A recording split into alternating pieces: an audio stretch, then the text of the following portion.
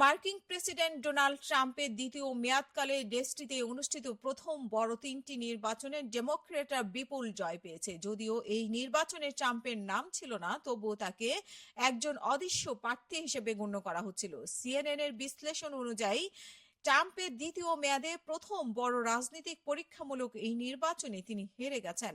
স্থানীয় সময়ে মঙ্গলবার 4 নভেম্বর নিউ ইয়র্কের মেয়র নির্বাচন অনুষ্ঠিত হয়। একই সঙ্গে নিউ জার্সি ও ভার্জিনিয়ার গভর্নর নির্বাচনের ফলাফলও ঘোষণা করা হয়। এই তিন নির্বাচনে ডেমোক্রেটরা দারুণ জয়লাভ করেছেন।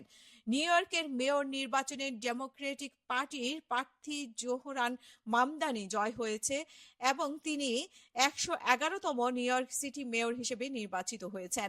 সাবেক গভর্নর স্বতন্ত্র প্রার্থী এন্ড্রু কুমো ও রিপাবলিকান প্রার্থী কার্ডিসকে পরাজিত করে ইতিহাসের সৃষ্টি করেছে মামদানি।